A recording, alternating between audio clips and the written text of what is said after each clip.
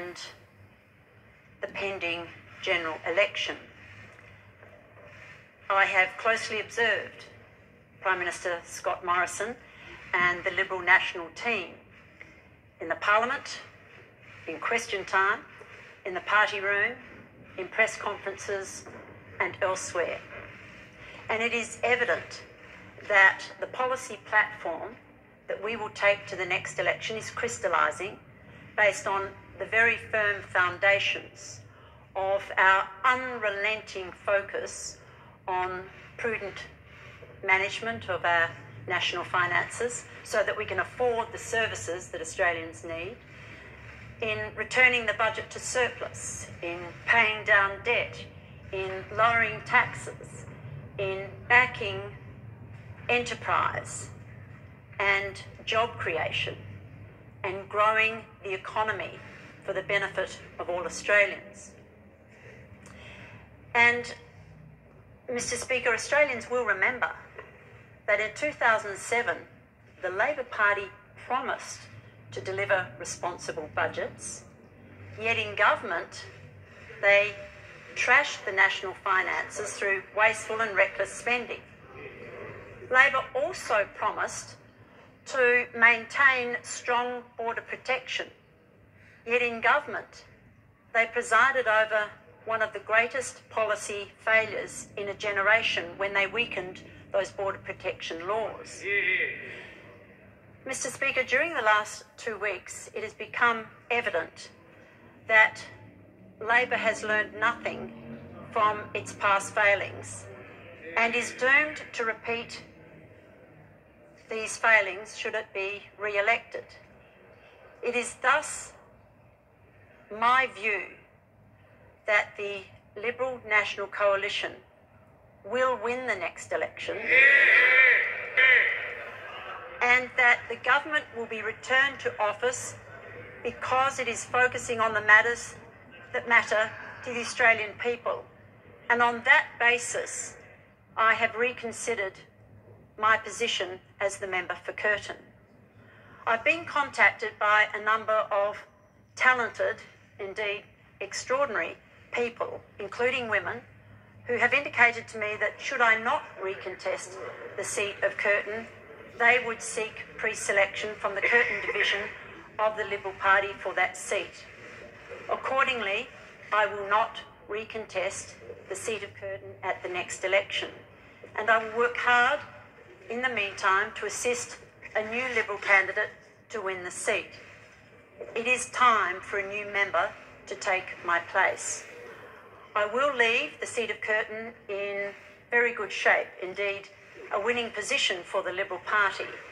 When I first contested the seat in 1998, I won the election with a primary vote of 44.6%. At the last election, my 7th election, my primary vote was 65.6%, within essentially the same electoral boundary.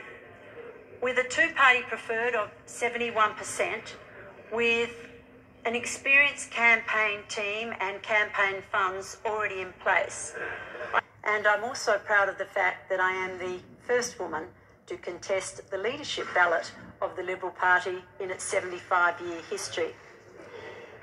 It has also been an immense honour to serve in Cabinet, first as the Minister for Education, Science and Training and Women's Issues, and then as the Minister for Foreign Affairs, Australia's first female Foreign Minister. And I'm so very proud that my successor, Senator Marise Payne, will be and is the second female Foreign Minister of Australia.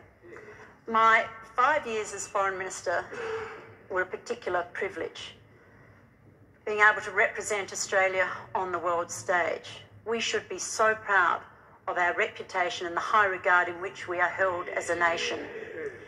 An open, liberal democracy committed to freedoms and the rule of law and democratic institutions. An open, highly competitive, export-oriented market economy, entering our 28th consecutive year of uninterrupted economic growth. That's a world record, with a lifestyle and a standard of living that is unparalleled. I thank and acknowledge the Prime Ministers in whose cabinets I served, John Howard, Tony Abbott and Malcolm Turnbull. I thank the Liberal Party of Australia, my division of Curtin, the State Division, my colleagues past and present in this place, and the Liberal Party members across Australia and living overseas everywhere for the remarkable opportunity they have afforded me to be a member of the House of Representatives since 1998. I have been blessed to work with some outstanding political and ministerial staff who shared my passion for my political and policy endeavours, and I thank them, particularly Murray Hanson, my closest advisor for 14 years. I thank my big, beautiful, supportive family, my siblings, Mary Lou and Joe, Patricia and Ed, Douglas and Nicole, and David Panton and his family. And I say to my many close and trusted friends, I look forward to seeing a lot more of you. As I said in this place in my first speech in November 1998, I was brought up to believe that entering public office should be one of the highest callings, and that being able to direct your energies and your abilities to the betterment of your state or your country was one of the greatest contributions you could make, and that I'd always had an intense conviction that an individual can make a difference to the life of their times. That remains my view. I also set out a goal in that speech to represent the people of Curtin with all the vigour and courage and ability that I had to offer, with honesty, with decency, and above all, to put their interests above my own. Mr. Speaker, I will leave this place positive about the future, proud of the service that I have been able to give to my electorate of Curtin, my beloved Liberal Party, the state of Western Australia, and my country. Of Mbarara town in a village called Ruti. The home is located a few kilometers from Mbarara High School, where President Yoweri Museveni went for early secondary education before joining in Tari School. I took my family to Kasese. We took him there. He was always with us. And even when he went to Tontari and to Dar es Salaam, he would always regard this home as his home. It's at this home that the young Museveni spent most of his holidays while still a student at Mbarara High.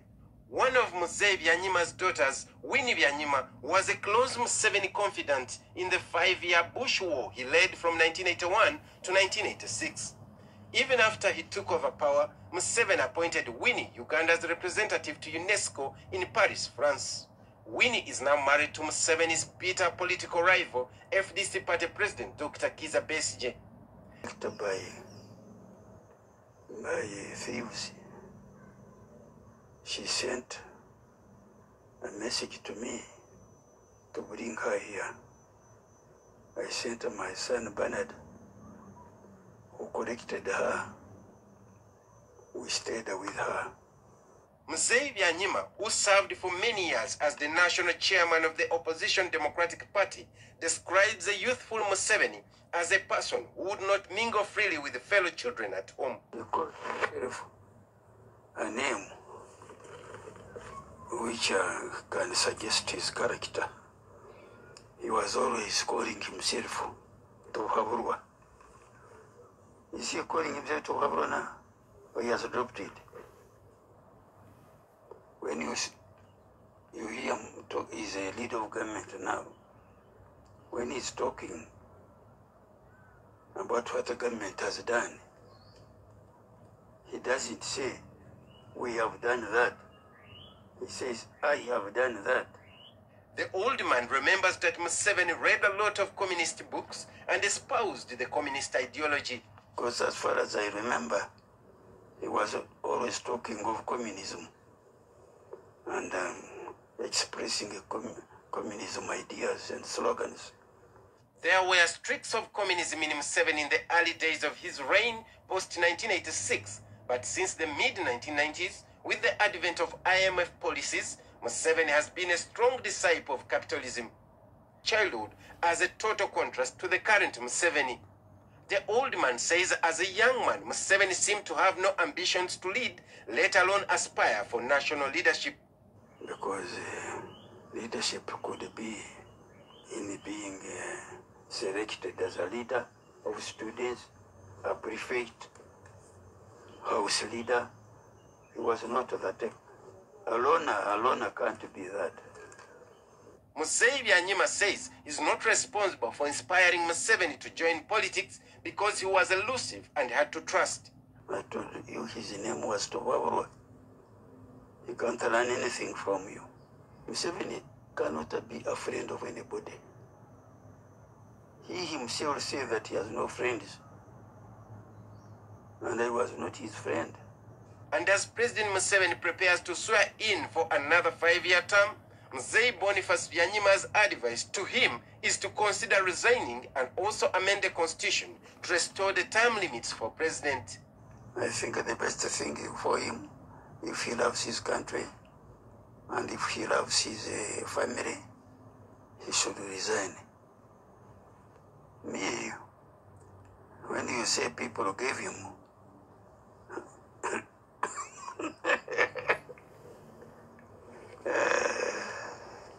Hilary Isiga, NTV.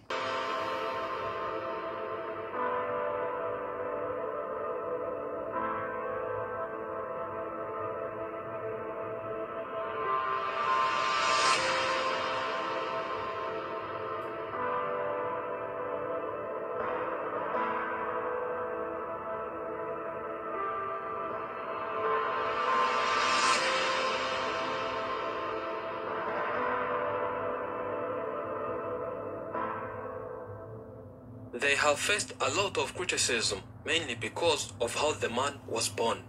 But this did not hold the romance back. The couple has been inseparable. The wife has spent more years lifting and carrying both the father and the child at once, one in the back and the other in the front, respectively. No one wanted them to get married, but they went against all odds and had themselves a gorgeous wedding that they will always tell their children. They don't have so much, no possessions, no money, but love. Their love story shocked the world. Meet this odd couple. This man was born like this. He has never walked even a single centimeter, and he has been crawling ever since the day he was born. He also has hearing difficulties. For one to talk to him, you make sure you are so close to him and speak louder and louder, or even shout. If not, he will not be able to hear from you. But this did not stop the wife from loving him. Ikintu kundira cyane uyu mugore wawe ane kugeza ubwo mubana uko mukunda uko mukunda nyine kwa muganga natagayo nyine papa nyine kiriho nuko yapfuye. Before my father died, he could often take me to the hospital for some physiotherapy. But still, there was no solution. We visited several hospitals, but my condition remained this way. Later, the father died. He always worried of how I would live after he died. He knew that due to my disability, there are a lot of things my body cannot do. But by God's mercy, I survived. And now I'm a man.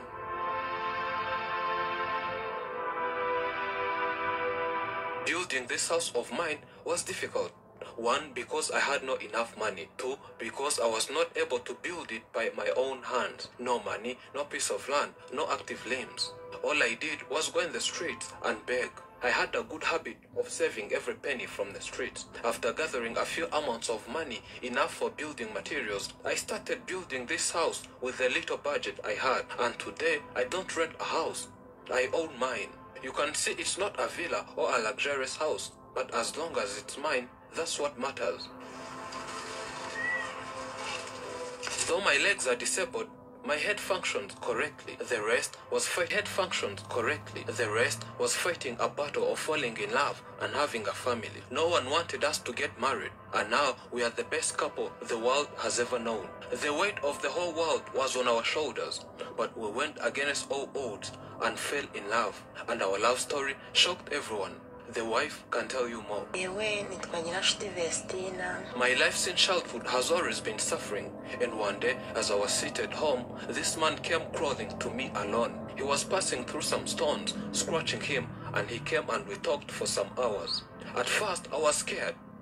I could think he's an animal as he crawled, but as he kept on visiting me several times, I got used to seeing him. But the grandmother would always warn me and stop me from falling in love with him. But I already had feelings for him. Then we fell in love and later on lived together. The mother-in-law and all his family members did not like me. Time came and they chased me away from the house, and I had to pack my things and leave. But the man always cared and loved me. He could find any possible way and come visit me, telling me he loves me, that all this was because of having a bad family. And I could see a light inside him. He could even pay my rent.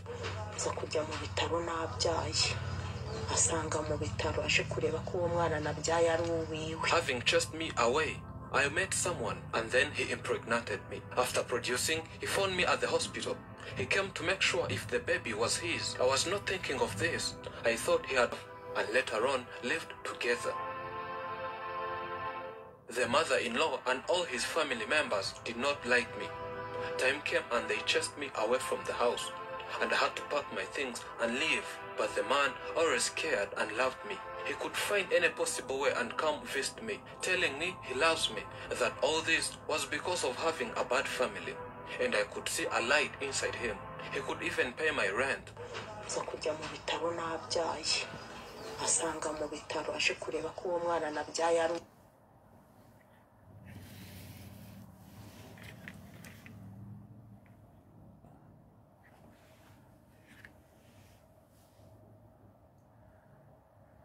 Ladies and gentlemen, you hear this story.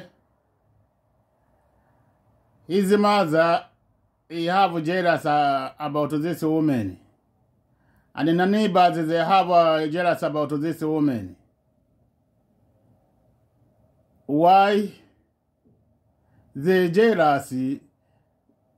They know when this man he live alone, when he have money, when he needed to help, he need someone to help him, he'll give him money. Now, why is he jealous? Look, they are not different with this politician, Prime Minister Scott Morrison. Now him he have envy, women not to give them rights. Him to have economic to put women.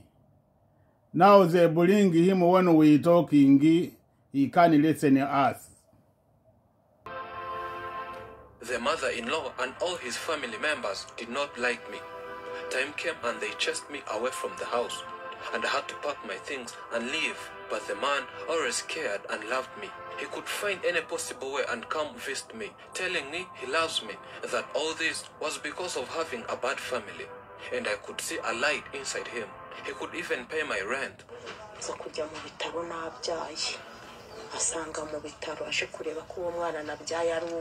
Having chased me away, I met someone and then he impregnated, fell in love, and later on lived together. The mother-in-law and all his family members did not like me. Time came and they chased me away from the house, and I had to pack my things and leave. But the man always cared and loved me. He could find any possible way and come visit me, telling me he loves me, that all this was because of having a bad family. And I could see a light inside him. He could even pay my rent.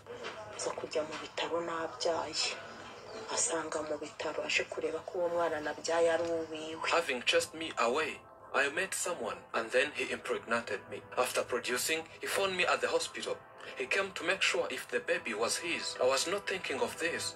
I thought he had stopped loving me, due to the family. After I produced, he found out that the baby was not his. I was shocked that this could not hold him back. Instead, he asked me to come and live with him again. Then I came to him. Neighbors started advising me not to live with such a man, saying he might be crazy and cannot make love. They kept on telling me that by when I get sick, he won't be able to help me anything. They could see him as helpless and worthless. Later, I was pregnant, and neighbors went on spreading rumors that the baby in my womb was not his, that it was for someone else.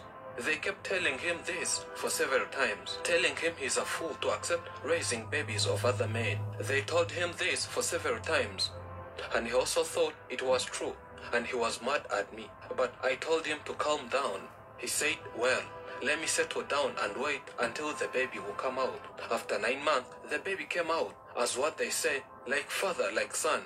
The baby was his. And later on, we produced our second child. Our life was always full of problems and suffering, most of them boosted by both families. Ladies and gentlemen,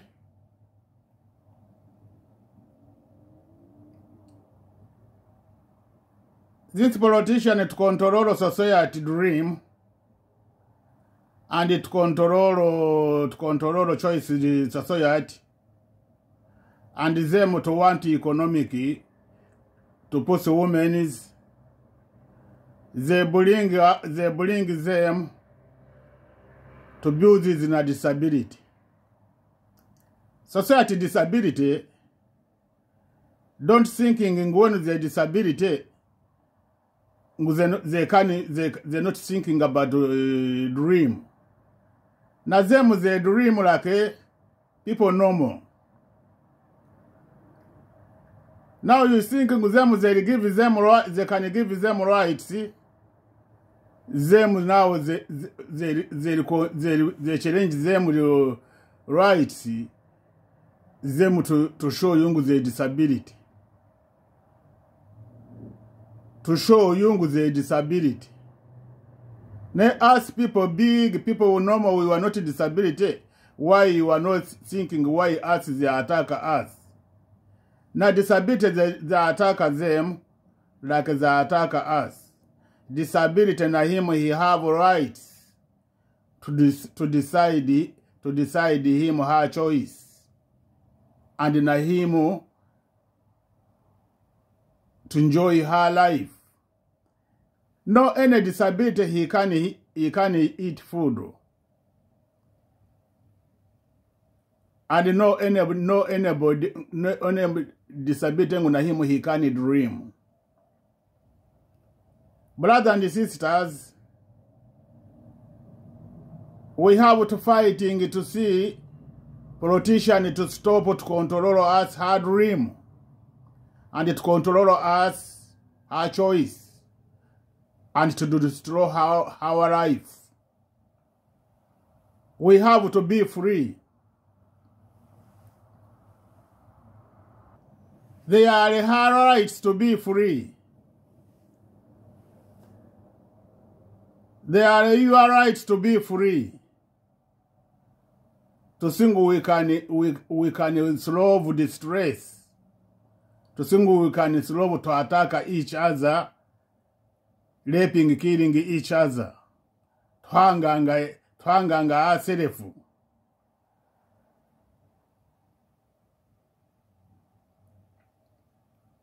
I want to repeat to you. Number 2 video I show you Winnie Vyanyima.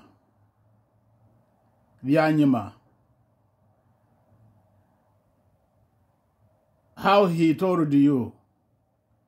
When you find the people, he wants to be alone. He wants to be alone. You can advise him, he take you like your friend. Ever you advise him, he make you your he start to be your to make you your he start to make you your enemy. This is the man he talking to root story.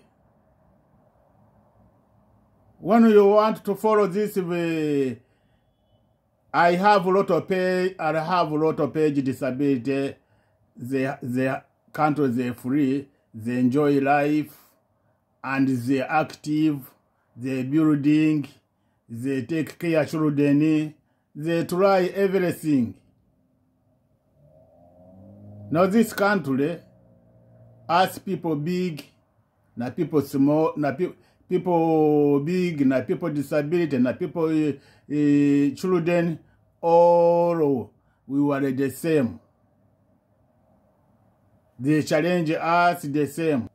They don't want to give us half freedom and independent. Every you talking to Prime Minister Scott Morrison, family violence, they ask him he's thinking to put money. He said, I want to put money to solve family violence. Is I don't want to hear you talking, give us freedom, independence, they reduce violence. He confused. And I don't want to listen what you talking. And he wants to against you. Why? He grow up his alone, is I don't want to know, is I don't have experience in society. In every society he have her choice. And is I don't have experience to know every society, they are different. Ladies and gentlemen, visit this page, I put a lot of links. Follow these links, learn experience you yourself, and get experience. Some not control, he torture you psychologically, not to give you your rights, to abuse you. This is the torture psychologist society, not to give them freedom. Now, when you follow this video, you're going to get it fund to get experience how they torture you. Prime Minister Scott is a better Museveni. When you listen to this video, better Museveni. Museveni, he want not to move to chair. Now you can find, you refund, he give you your rights, free life. Now this one, he want to give you food only to eat. Is I don't want, he challenge your life. You know when he give you food, you'll start to be lazy, not to be active. Not to be active. Is I don't want you to control you, you are active. He want to always training you to act to look, you are not act, to act like a, to act different. Everything, every time it's screaming. Ngwaro, how are you? Oh, sex harassment.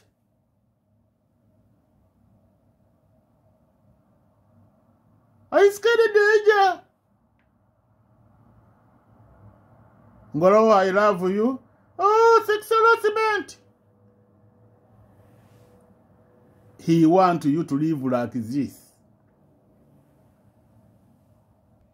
When you start screaming, people they greet you. You start screaming, people they talk with you, they love you.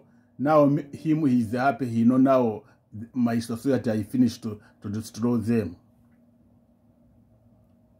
I finished to destroy them. Ask yourself, why is they talking in a fire to protect the society in a fire? And to protect this society in fire, they're not taking 100 millions. They're not taking 10 millions. He is not protect them. He want him to say he's going to put money to protect them. To protect them, they have a problem. Ask yourself, why you talking to give them society rights? Is not lesson he wants to put money. No, he show you money. He know already. Is ready to kill you. When he show you money, meaning you sitting, you forget your health, you forget your life, you destroy your life yourself.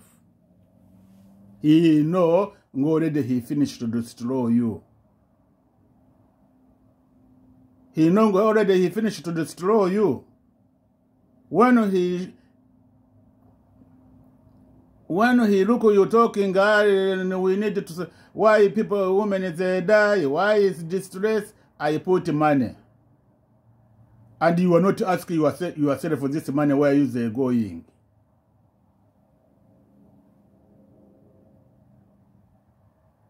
He want to continue to teach you lazy. Lazy first to kill your brain.